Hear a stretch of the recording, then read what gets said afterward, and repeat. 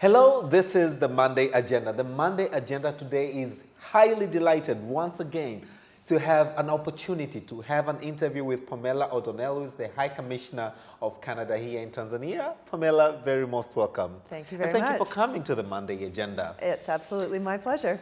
Thank you. On an easy tone, Pamela, I understand that you've been in Tanzania for the past three and a half years? Almost 3 years now. Almost 3 years now. Yeah. Maybe you can start by telling us a little bit about your experience here in Okay, Tanzania. okay. Well, I have to say that I first came to Tanzania about 20 years ago when I was working on climate change to look at what the opportunities were in Tanzania. And I've had a long-term sort of fascination with the area and wanted to come to Africa. And when I started asking around about where's the best place in Africa to live, everybody was telling me Tanzania. Wow. And so I applied for this posting and I got it. Okay. And I'm extremely happy to be in Tanzania. Oh, and it lovely. has lived up to my expectations. Oh, it's wow. always interesting, but I have to say that it's the warmth of the people that really make Tanzania special. People they're generous and they're warm and they're always trying to help other people. And I really enjoy the people in Tanzania. Okay, lovely. And truly, so you said 20 years ago. Yes. What capacity were you at? And was this at the embassy, at the government of Canada? I worked for the government of Canada. I worked for a new office called the Clean Development Mechanism and Joint Implementation Office. And it was to advance the Kyoto Protocol. And my job in that was to try and get Canadian companies to invest in projects that reduce greenhouse gas emissions around the world. Okay. But part of it was building capacity in those countries to attract that investment. So my job was to go around the world and explain to people what this was and what it was all about. And Tanzania was one of my stops. On the same note, if you look back, Tanzania 20 years ago and Tanzania to date. It's like not even the same place. Okay. I pretty much didn't recognize it when I came into Dar es Salaam. It was tiny when I was here so long ago. And now it's just this huge city with which so much to offer. It's really developed very quickly. Oh, lovely. Now, as the High Commissioner of Canada and for the past close to 2 years now, how would you explain or how would you define the bilateral relationship, looking onto the socio-economic relationship between our two countries? So we have a very strong bilateral relationship. It dates back to independence. Canada was right there recognizing Tanzania at its independence, and we've been a strong supporter ever since. So for 60 years, we've spent over $2 billion in development assistance. We have focused in on sort of, well, 3 to 4 areas over that time, but primarily healthcare and education. Okay. Because we think that you need healthy people in order to allow the economy to grow, but you also need well-trained people. Okay. And so if you're looking forward to what would help Tanzania the most, we've been focusing on healthcare and education. And we've seen a lot of progress. Canada's been one of the largest donors to the Health Basket Fund. We found the experience of working with the government of Tanzania on healthcare to be a very productive one. There's been tremendous growth, reductions in maternal mortality rates, lots of progress in terms of providing information on sexual and reproductive healthcare rights, and just getting healthcare out to the communities. So a lot of the work that we do is trying to make sure that all of that money invested in healthcare results in benefits to the local people, to help the poorest of the poor to access healthcare and be healthy and productive. And in education, we focused on teacher training. Okay. So we've invested $53 million in a teacher training support program, and part of that has been rehabilitating teacher training colleges as well. There's sort of another $20 million in that. And I recently had the opportunity to go out to Kabanga Teachers College and see it. And it's a pretty amazing example because they built this teachers college, and in discussions with the Tanzanians, we realized there was an opportunity to incorporate more environmentally friendly features into it. Okay. So it has LED lighting, it has ways to reduce energy, it uses natural gas, it collects rainwater. So it does all of these things. And really when we started doing it, nobody knew how to do that in Tanzania because it wasn't done. Okay. But working with the Tanzanians, soon they were coming up with new ideas about how to make it better. Wow. And so I think that's kind of how our relationship has gone over the years. Is like it's a very cooperative, collaborative one where we, we talk and we find ways where we can help implement things that make a difference here. Oh, wow. And these education and health, which you've given so much support, and I truly am very grateful to that. Been, in a way, part through one of the Canadian projects myself. Are these sort of like guidance that are given by the country, sort of like to give focus on to, or when you come to Tanzania as the High Commissioner, then you say, I would wish to focus on 1 and 2?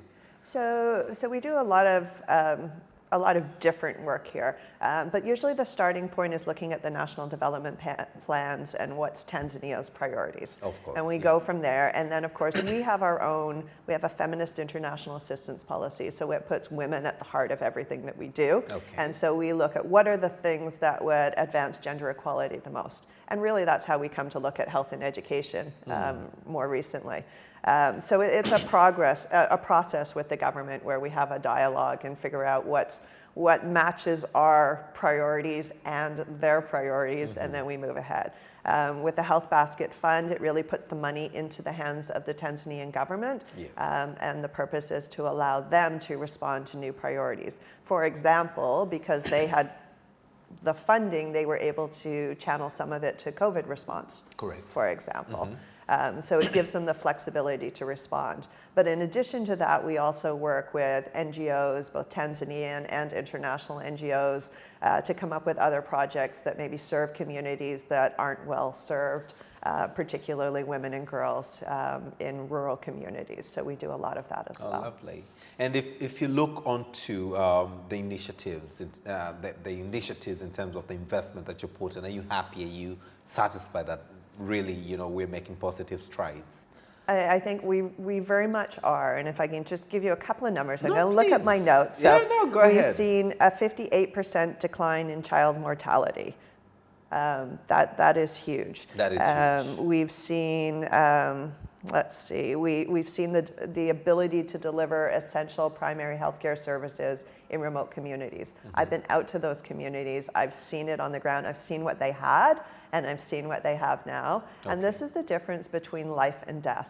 To somebody in that village who has a complication from pregnancy or some other issue that needs urgent care, and now there are basic facilities where they can get that care in their community. So yes, absolutely. So is this like providing the facilities in their localities, or providing the road infrastructure or the ambulances to get them access the facilities? What exactly form of support that is given to? So our biggest support is through the Health Basket Fund. Yes. But the focus on the Health Basket Fund has been getting services out to rural communities. Correct. So it has involved everything from training of nurses, midwives. We've done a lot of training of midwives, for example. So getting the funding to those practitioners in the local communities, but also building the facilities.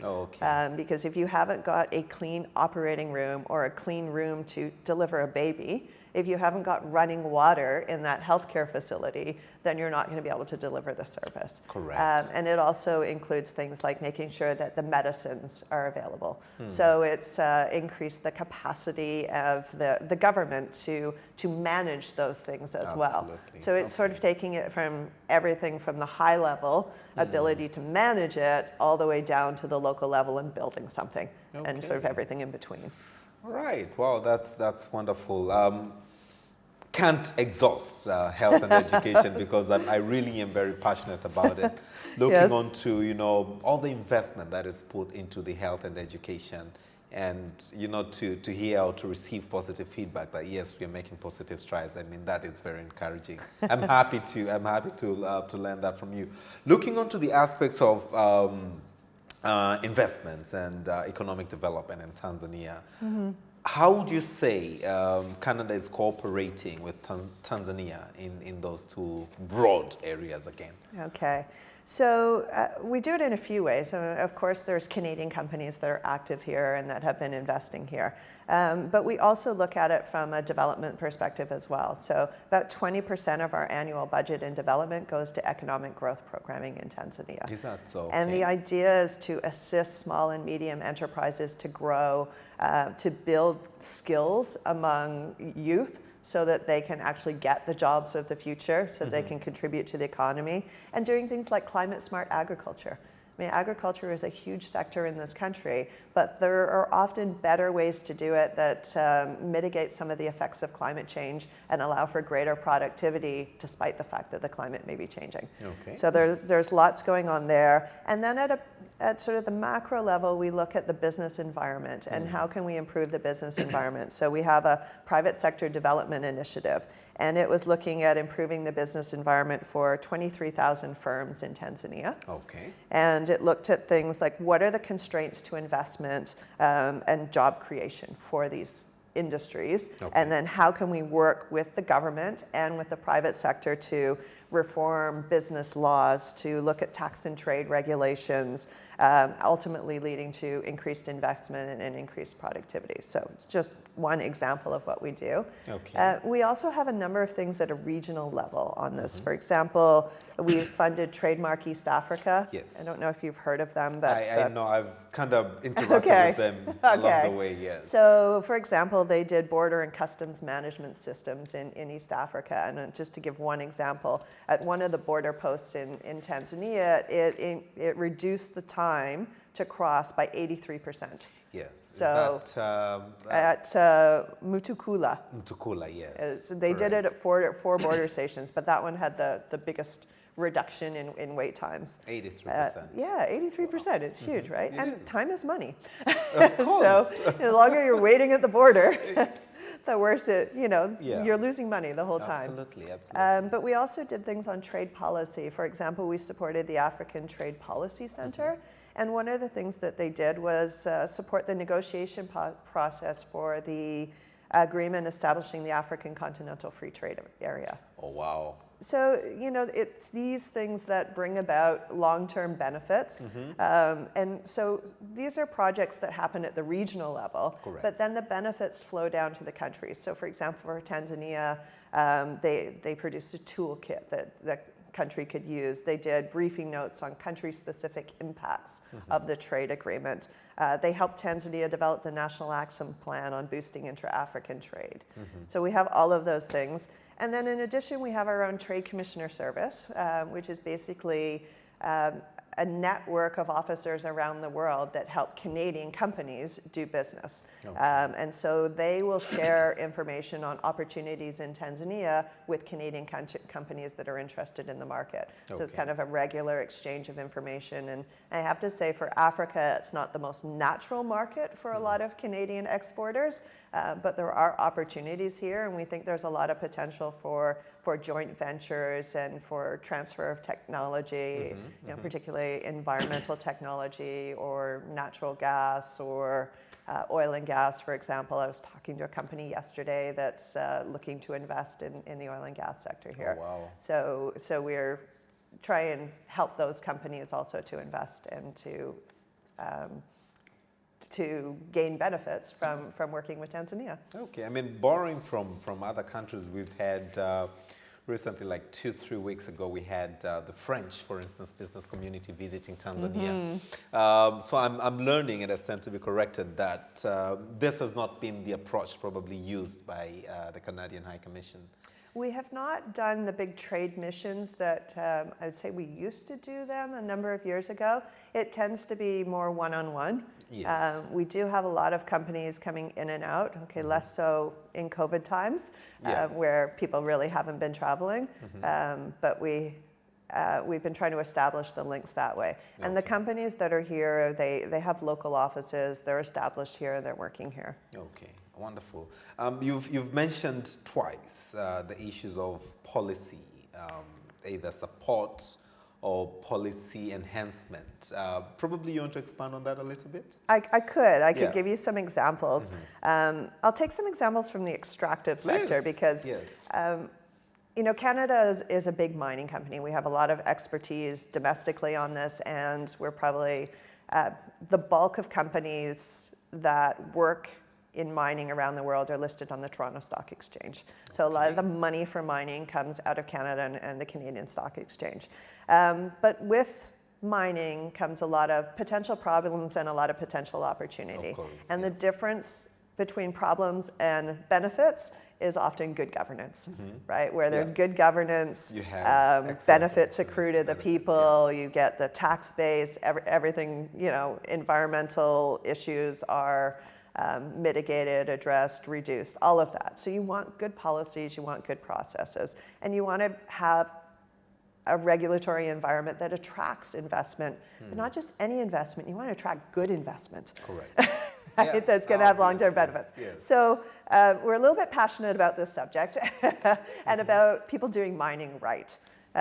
So we've worked, for example, with the Tanzania Extractive Industries Transparency Initiative, and that's initiative around the world to strengthen governance and transparency in the mining sector. So you know what people are paying, what they're getting paid, and it reduces corruption, right? The more transparency, the less corruption can flourish, right? Yeah. So that's one area. That we worked with the Tanzania Mineral Audit Agency to also promote responsible and sustainable development of the mining sector. We funded the African Legal Support Facility, which is within the African Development Bank. Okay. And for example, they support African countries to negotiate complex agreements. Okay. So, you know, you can imagine that these big multinational companies come in and they have all of the benefits of lots of experience and high-priced lawyers, and then the countries want to get the maximum benefits from their projects to benefit the people, and it's sometimes a bit of an unequal negotiation, right? Of course. And so, almost all the time. right, and that's the history of bad deals. And so you want to give countries the ability to not just govern it themselves, but to negotiate effectively. And so I know that they provided legal advice and capacity building for a project with Tanzania to develop the deepwater port and special economic zones in Bagamoyo, for example. Yeah, okay. So these are things that they're established at a regional level. They have this purpose, but they have some benefits in Tanzania. We also support the African Mineral Development Center, which again helps provide technical advice and assistance on mineral development issues, and particularly those that impact the small artisanal miners. Okay. There's a few examples of some of the work that we do in this area. I mean, that's I mean, I can't even say a handful because they're overflowing. But I'm truly grateful. You have mentioned in bits and pieces the aspects of Canada's engagement into the issues of renewable energy. You've mentioned mining in length, appreciated, but there are the issues of power, oil and gas. You've mentioned oil and gas. But I really wish to learn again, and my viewers will be keen to know how is then Canada coming up? Other than we've addressed the issue of policy very well, but how does Canada, in a way, assisting or helping Tanzania to actually be able to make the most out of these mega aspects? Yeah. Yes. And I think it's really important that you see the local benefits from things. Absolutely. When you see extractive projects that result in environmental damage or negative impacts on local communities, then you get all kinds of problems. And that is not a valuable proposition for either the investing company nor the country that hosts the project. That's true. And so a lot of the work that we do is really trying to bring those things together, right, to make sure that there are mutual benefits. Yes. We have a lot of conversations with companies about responsible business conduct. We expect Canadian companies to be beyond reproach and to conduct themselves properly, follow all local laws, et cetera. We have done a lot of work on corporate social responsibility here. Okay. Canada used to host an annual forum on corporate social responsibility. We did 8 of them. The last one was in 2019 because COVID interrupted our usual routine of doing them once a year. Okay. But the last one was about how do you integrate women into the value chains in business. So We have brought the different sides together to talk about how to get mutual benefits. So that's an important part of what we do. I can mention we funded through the World Bank the energy sector capacity building project, which is looking at Tanzania's natural gas and energy sectors and developing public-private partnerships for power generation. And because I have to mention climate change in this context. Yes, So, I couldn't wait. yeah, because as you know, it's the first time I came to Tanzania was to work on Exactly. climate change. So Yes. another area I'm kind of keen on. So Canada has $150 million invested in the Africa Renewable Energy Initiative. But what we've seen as part of sort of these bigger global funds is that it's always the same countries that attract the projects. And then others have more difficulty still attracting the investment, even though those funds are there to access. And so we've also added in components which build the capacity of countries to put together proposals so that they can access this kind of financing. Because it's out there. Climate finance is out there, but you have to package it properly and be able to attract that investment. So we've worked on that. We've also worked on the Africa Risk Capacity Agency, which again, it's a Pan-Africa initiative. We've given $40 million to it, but it helps countries do climate risk insurance, early warning systems, and disaster risk planning. And for example, the Disaster Management Training Center at RD University in Dar es Salaam is part of this network. Why is that so? Yeah, so you do see some interesting local elements. Another really interesting one is the African Institute of Mathematical Sciences, and it has a chapter in Tanzania. And it has been one of the key, they say, standard bearers within the network in advancing research on climate change modeling. Oh, wow. So Tanzania is very much involved in these areas, and we'd like to see more of these investments for new renewable energy projects come to Tanzania, for example. That's what I'm hopeful of.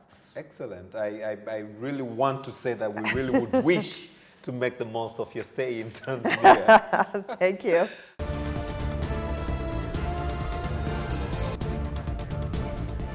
My dear viewers, you're watching the Monday Agenda, and the Monday Agenda today is delighted, as I mentioned earlier, to have an interview, a session, a one-on-one with Her Excellency Pamela O'Donnell, who is the High Commissioner of Canada here in Tanzania. And we're looking onto the issues of bilaterals, we're looking onto the relationship, we're looking onto the work that Canada has been doing in Tanzania, and actually not actually looking, but celebrating. Yes, looking onto agriculture. Not only in Tanzania, but agriculture is the backbone for our economy. But looking onto Africa, you see massive agricultural activities. But my focus and your presence in Tanzania is now looking on to how Canada has been able, and I'm keen to learn again and celebrate the ability has been able to support Tanzania access the Canadian market to some of its produce. So it's fairly challenging when you're talking about fresh produce because it's a long distance. It is. It takes about 24 hours to fly to Canada. So that's a challenge. A direct flight, or that's with the connection, or with the connection? That's one connection if you can get those flights, right? So it's a challenge. I mean, one of the things that will help is more flights available and more cargo space, which I have to say that Tanzania has been buying planes from Canada, which would increase the capacity to make those commercial links. But we have one really important facility in Canada. It's called the Trade Facilitation Office. And basically it was set up to help companies in developing countries to access the Canadian market. And so what it does is it links up those who have something to export with those who want to buy in Canada. So if anybody wants to export to Canada, they can go through this trade facilitation office to try and get them linked up to the buyers. What is important is that they have to make sure that the products meet international standards, and then they register with this office, and then they're in a database, and then they connect them with Canadian suppliers.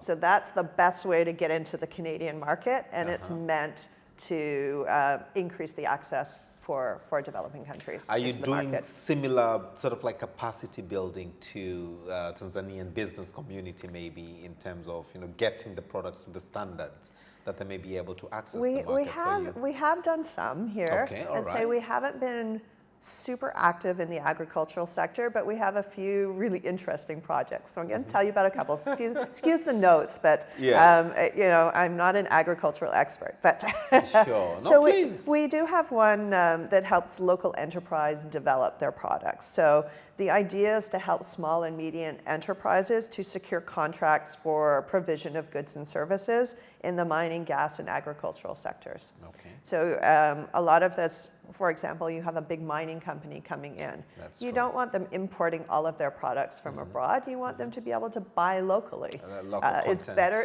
local content, yeah. right? That's exactly it. So local content regulations, but really getting those small companies in a position that they can bid on and secure contracts. Okay. So there's all kinds of pieces to that. One is strengthening small business value chain. So that's another project that we've been doing. And again, trying to increase the performance of those small and medium-sized enterprises to meet the growing needs for goods and services. And again, focusing on mining, gas, and agricultural sectors because we think that those are drivers of growth in Tanzania. And you wonder why the focus on SMEs. Well, if you look at the Canadian economy, the backbone of our economy is SMEs. Oh, is that they are so? the drivers of the economy. When you look at a feminist policy, it is the small and medium-sized enterprises that are often staffed by women and run by women. And so the opportunities for women are often in that area. So it kind of combines a few things. And I think in any economy, it's those small entrepreneurs that really have the potential to drive growth. And you see a lot of really good initiatives coming out of them in Tanzania. So we try and help them. We have some interesting things on agriculture. And again, we look at it on a regional level and we provide funding regionally. But we have something called the Africa Enterprise Challenge Fund. And it's basically a fund. We put in $15 million and companies can apply to receive funds for entrepreneurial projects that look good. So there's a Tanzanian company that received seed funding from this to re-engineer the cashew value chain. Okay. And when I last checked, they were working to set up a processing plant, and they've leveraged funding of over $750,000 from other investors to scale up what they're doing. Oh, wow. So it's some of these initiatives where, there could be more of that in Tanzania. Absolutely. But having seed funding is really important for some of the entrepreneurs. There's also another one with the International Center for Tropical Agriculture. Yes. So they work with Sokoine University of Agriculture and a couple of other institutes. But they have something called a bean corridor approach, and it's identifying major flows of beans, addressing the challenges along the value chain, intensifying production, increasing capacity of the farmers. And when you look at bean production in Tanzania, it's mostly women that are cultivating beans. Yes. See, I keep coming back to this theme of women and gender equality. You can't shake me off of this. I'll try. No, I can't try that. I know. Because you wouldn't want to. I wouldn't want to at all. So they improved bean planting methods and technologies so that it saves time and costs, which frees up women to do other activities. They've come up with multi-purpose crop threshers that are much more efficient than the old ones, talking about threshing 700 kilograms of beans an hour instead of 74, which was what it was before. Wow. So really huge, like a tenfold improvement, right? And of course that creates jobs for youth. But also linked to this project, there's also initiatives on nutrition. Beans are extremely nutritious. Yes. And so they have a project, part of that project brings in high iron beans into 92 schools. Oh, wow. Right, so and then it's linking the schools up with the agricultural producers so that they get the beans, the children get greater nutrition. It's a benefit across the board. Wow. So some interesting things going on. No, you've mentioned the school, because my next question was, helping them, and you are seeing positive strides coming out of that assistance. Yeah. and then not being able to meet the relevant markets would be disastrous. But again, Exactly. I'm happy that they kind of already have schools where they take the bins. Is this, some of this anyhow absorbed in Canada? Do you? I don't know if the Oh, beans okay. go to Canada. All I right. really don't. All right. No, you've mentioned one very important point, and I think Her Excellency Samia Suluhu, the President of the United Republic, is also trying and very keen on boosting small and medium enterprises in Tanzania. And you've said that is kind of the backbone of the economy of Canada. What are some of the lessons maybe Tanzania can draw from SMEs? Empowerment and development in Canada. Well, and I think President Samia has made the connect with this lesson, but it is improving the business environment. Business environment. Yeah. It begins there. It begins there because, as you know, small and medium enterprises, they don't have a huge staff that could spend all day dealing with bureaucracy.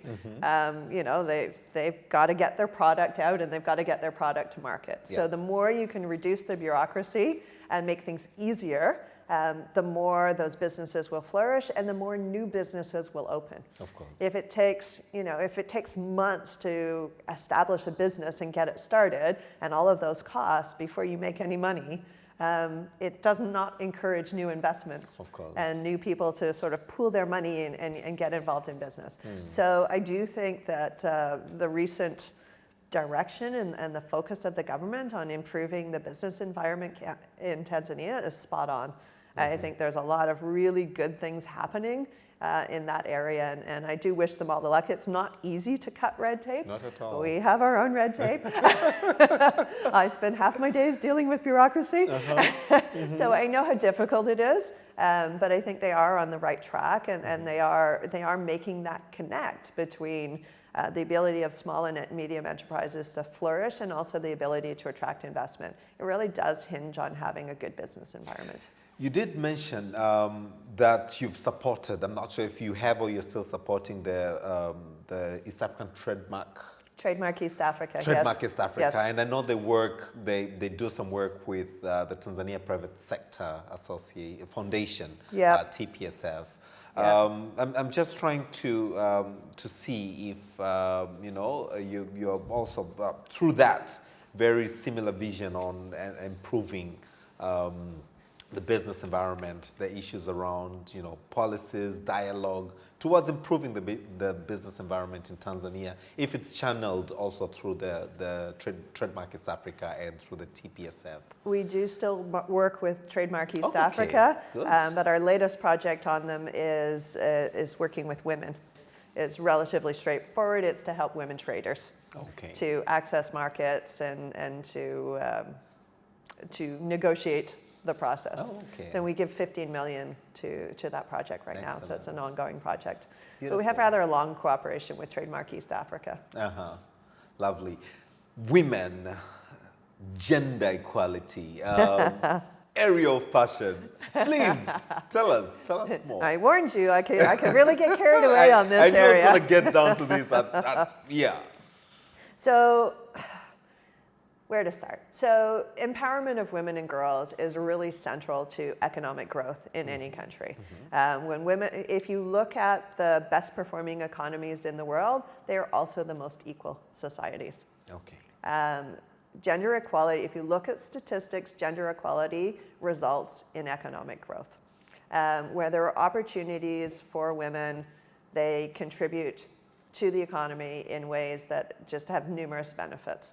The statistics are rather overwhelming in this. When businesses include more women in their boards, their productivity increases, they're more sustainable, they're more inclusive, they come up with better policies. And it isn't just about women, it is about being inclusive, right? It's like when you have different points of view represented at a table, you're bound to come up with better policies and processes. So it isn't only about women, but where you exclude 50% of your population, what about all that potential capacity, all that brain power, all that woman power that you are missing out on in your economy? So to us, it's really central.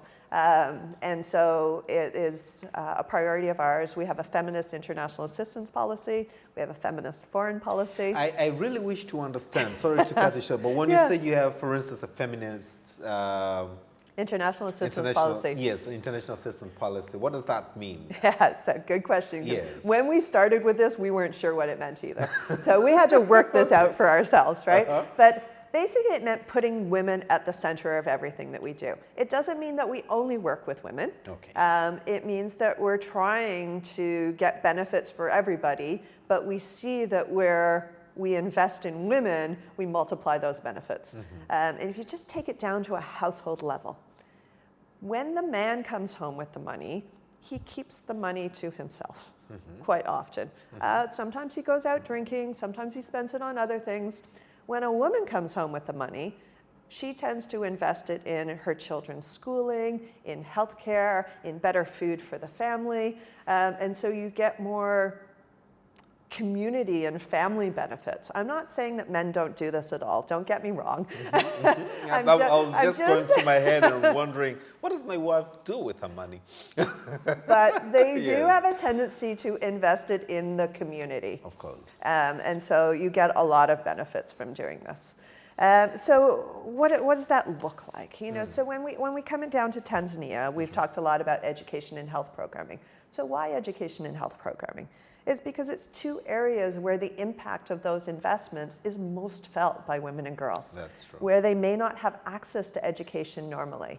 And so, I'll give you a couple of statistics. Please, I like numbers. 3.2 million children and adolescents, of which 51% are girls, are out of school. Almost 1 in 3 Tanzanian girls marry as children. 1 in 3. It's huge. Yeah. What happens when you marry as a child? You drop out of school and you start having babies. At very young When ages. children have babies at a very young age, it is very difficult on the body and often results in more health complications. So it's all related, right? The education and the healthcare are related. And those women are probably never going, once you drop out of school, your capacity to get a good job and support your growing family becomes even more limited. So keeping girls in school, keeping everybody in school, frankly, is good for the country. But looking at that from the women's perspective, it's them and their children. It's also looking at birth rates. So one of the things that we think is important is that women have information, good information to make their own decisions about sexual and reproductive health rights. We don't think anybody else should tell you how many children you should have. You should have them or not have them. That's for the woman to decide, but you do need information. What are your options? What could you do? What might you want to do? So provision of good information and services for women is really important. So we've invested a lot of money in sexual and reproductive health rights. A healthier woman is going to give birth to a healthier baby that's going to have greater opportunities because it's healthy throughout its life. And a healthier family. And healthier family. Yeah. I mean, it goes across the board. And then it links up to education and nutrition is a big part of this. Again, if women and boys have better nutrition, they're going to be better able to study. Yeah. It's proven. if you're hungry, it's hard to study, right? So nutrition is part of this. It's one of the areas that we work on. We also, we work on just gender empowerment and working with organizations that support the human rights of girls. I'll give you another example from a rather small project that we've done. We have something called a Canada Fund for Local Initiatives. And the idea behind this fund, it allows us to invest in small, local projects. And they're closest to the ground. They know what the problems are. They're in the communities, and they know how they can best help. But it also gives them access to funding that they might not otherwise have. Because often it's the big organizations, and frankly, the big international NGOs that get the lion's share of the funding. Always. Almost always. We want these little organizations to get some money and show what they can do. And quite often they go on from getting this funding to getting larger pots of money from bigger aid programs after that. So we have some really good projects with them. For example, we had projects to help girls fleeing from female genital mutilation. We had projects to help women have access to legal services, to looking at land rights. Okay. If you don't own the property, you don't have the opportunity to invest in it and to gain the benefits of that property, for example. So land rights. We looked at children's rights. So empowering girls and boys in school to know their rights and to know how to advance and advocate for their own rights. And these were all done for small projects at the local level. So there's just so many things that you can do. But I'm going to make my own pitch, because you're looking at teenage pregnancy. Yeah. You know, and you're talking about, in this country, there's a lot of, it's about the shame of the girls. But if you teach girls that their job is to serve boys and men by doing all of the household chores and just that role in society, and then you expect them to say no when people are pushing them for sex, it isn't going to happen. You have not empowered your girls to say no. They need to understand that they have rights, that their body is their own, and that they are empowered to make decisions, and they don't have to do just what men tell them to do. It all gets linked up. So I like to go out and I like to talk to the girls, and I like to tell them that they have opportunities, that they are smart, that they can do anything that they set their mind to. But it does involve others in the community. Like, we have to involve boys and men in that discussion as well. It isn't we take away from boys so that girls have power. It's so that everybody has equal. Equal, yeah. And Correct. equal opportunity. And that's good for a country, because when everyone has equal opportunity, the smartest people can bring their ideas forward, and it benefits everybody. So yes, I get a little carried away about gender equality. No, and I got indulged into it. I just, I'm just thinking that, looking onto Tanzania, close to 60 million people, majority, probably 70%, are in rural Tanzania, where most of these are practiced there. I wouldn't say because of lack of exposure. I think it's sort of like cultural. Yeah, How do we break that cultural barrier? I think that one of the ways that you break it is by having strong female role models. Okay. And I have to admit that I did a little bit of a dance of joy when you have a female president. Super proud. I'm proud of Tanzania for this. Yes. There aren't a lot of countries that have this. And she's setting an example for girls that think, oh, I could do this.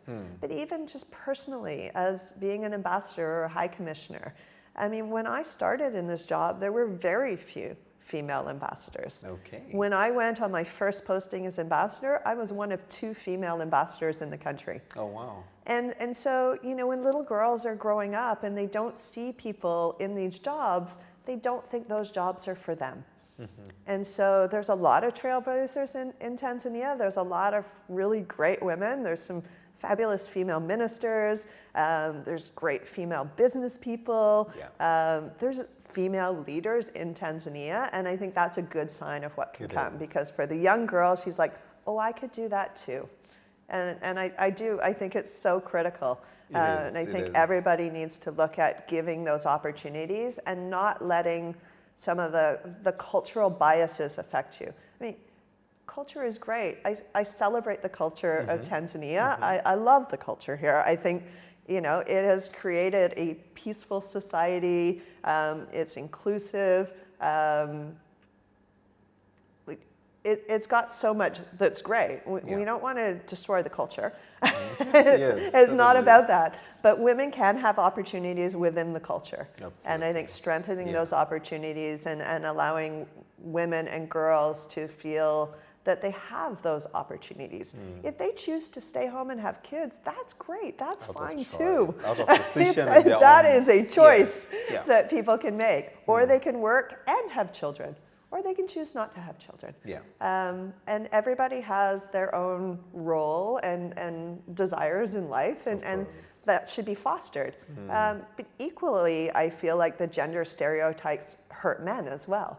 That men can't admit any weakness, that they have to take on all of the pressure of supporting the family. And this isn't helpful to men always as well. So I think we have to maybe just kind of second guess our gender stereotypes and think about what makes sense and what helps everybody. Oh, wow. Your Excellency, we've really exhausted our 45 minutes, but Sure. I can't, sort of like call the program to an end without probably a minute or two just to know the way forward. How do Sure. you see the bilateral between Tanzania and Canada in the next couple of days, months, years to come? So I think we have a huge base to build upon. We plan to continue with a lot of the same things that we've talked about doing here. We will continue to focus on promoting human rights, including looking at issues of violence against women and girls, child and early forced marriage, female genital mutilation, so some of those rights issues. In our international assistance program, where we will continue to focus on health, education, growth, but inclusive and sustainable growth, and also on governance issues. Okay. So we think that that's the base where we can be the most helpful to Tanzania. So we'll continue in that area. And I guess in the short term, it's looking at how do we all recover from COVID. And I guess I haven't mentioned COVID up until now, but it is an area where Canada has put, the most recent announcement was over $400 million to COVID, including $30 million to the African CDC, the WHO in Africa. So we have been supporting the CDC, the WHO in Tanzania specifically. We've been supporting UNICEF and the WHO, and we really, the global economy is in a slump due to COVID. There's been a lot of lockdowns. It's been extremely difficult for a lot of people. Tanzania has weathered it relatively well, but we want to make sure that people can come out of that slump better off. And so we will continue to work on a lot of the same things that we have been working on, and hopefully we will all come out of this soon, hopefully. Yeah. Absolutely, and that, my dear viewers, is the end of the Monday agenda. We will talk and talk and talk because, as I mentioned, I'm celebrating. You probably don't get a tap on the shoulder or a clap as you drive along the roads that, we celebrate the bilateral, but, allow me to represent all the viewers in Tanzania through the Monday agenda to really say the bilateral relationship between Tanzania and Canada should really grow stronger. And we look forward to all the beautiful, wonderful things that you have in plan for them to, sort of like to strengthen the bilateral relationship. But that, ladies and gentlemen, comes to the end of the Monday agenda. I'm truly grateful once again to High Commissioner Pamela O'Donnell. Thank you so much. I hope next time I get the opportunity to talk about you, playing basketball and all that. But until next time, I'm your host, Austin Makani. Thank you so much for watching the Monday agenda. Stay tuned.